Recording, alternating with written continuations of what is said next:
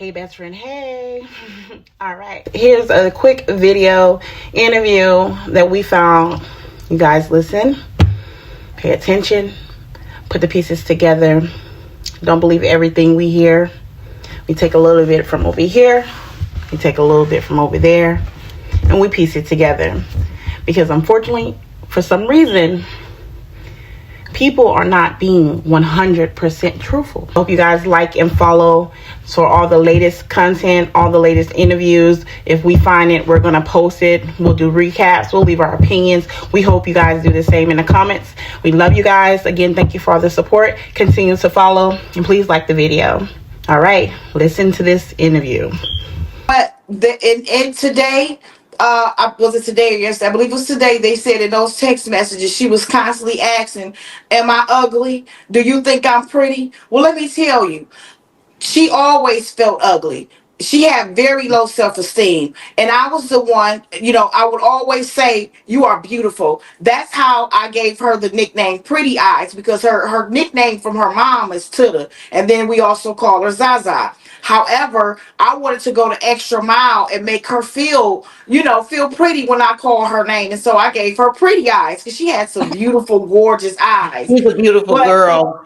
yes, she She's was. But beautiful. let me say this. They added to her low self-esteem. They were constantly saying things to her like, "You nappy headed. You got nappy hair." So she felt like it gave her a complex because all the other children have fine hair. And I would have to tell her, "Baby, you got black girl magic. You see my kinks? You see my hair?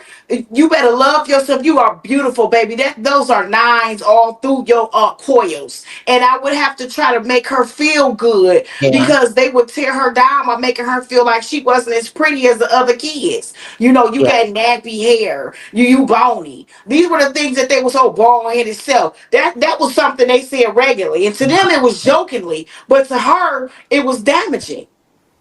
Oh, It yeah. sounds like some of that. Message where I tried to offer to pay for like the boys, two of the older boys in the household were allowed to go and play football. And I'm like, well, all these years, these boys get to go play football. Well, they got a scholarship. I'm like, they got cheerleading scholarships too. And if they don't, I'll be willing to pay for her to go to cheer. Why she always got to sit in the house? Why she can't never go and do anything? They declined my offer for that.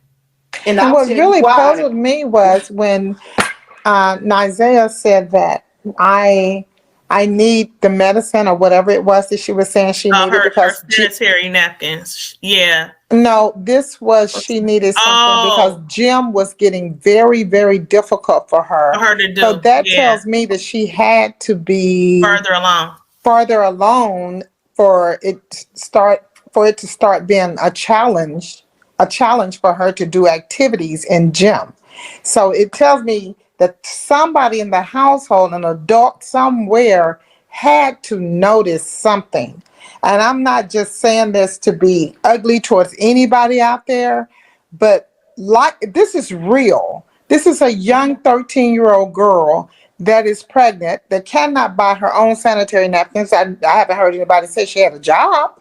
Mm-hmm. So I mean, well, cleaning the shop. Sam's Club stocks of this, or what was? Did you look at her? Did you, what? Because I wouldn't put it past the things they know. Somebody know that was around her, whether it was one of the other children. But I really believe that the adults know. I grew up. I was a teenage girl. I was raised by my grandmother.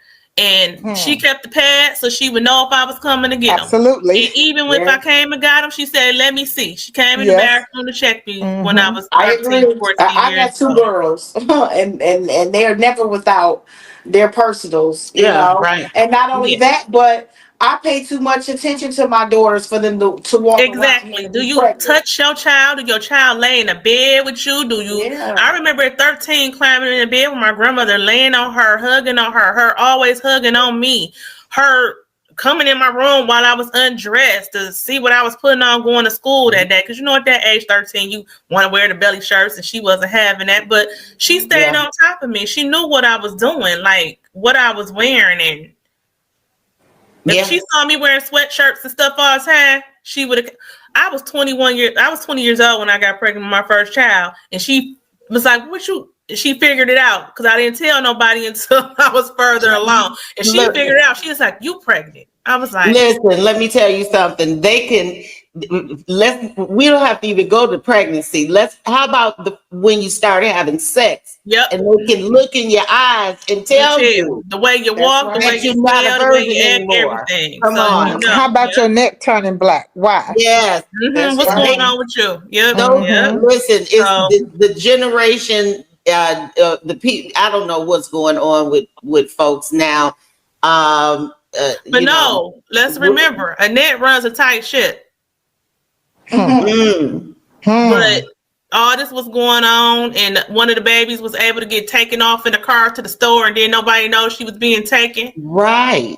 And multiple children in the households being violated.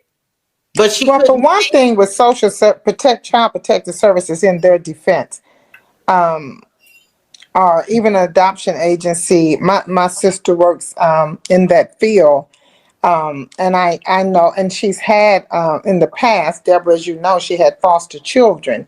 They're going to come out to your house, and you have to have bedrooms according to the amount of children that's in the household. Yeah, So she I had all think I that. She heard you made say sure it Yes, she might have she been got was her so ass. 11 tight with the children. bedrooms. Yes, Oh, she made absolutely. sure she got her ass across her She T's if it had was the affecting her check. dressers, bunk beds. So that was so Mm-hmm. tight in that area. Well, for Yeah, she 11 had that children, she together. would have had to have at least 7 Well, bedrooms. they weren't all in the house at the same time. Well, the one house they live in, I believe, was a 2-family flat. They all initially it was just Naziah, her brother, her other daughter, and her 2 children. And then she had like 1 foster child. Well, then that foster child went away, and then the 2 came. And then they went away for a while because actually those 2 were supposed to be in respite care or something because they were with another family, but something happened with the family. They Respite needed care, respite. temporary care, like on the Yeah. weekend. So she had them for a while, but then I guess the family, whatever they was going through, they couldn't no longer keep the children. So she ended up taking the children and keeping them permanently. And then the children went back to their parent, their abuser, and she abused them again. And then they brung them back to Annette. So she always made sure they was on top of her about that, like making sure it was enough bedrooms and the boys was separate from the girls and all this different stuff. Yeah. Yeah. You Most don't just come people, back with yeah. 2 out of those siblings. It was even another child, which was a baby that was Yeah, that was their included in that. brother.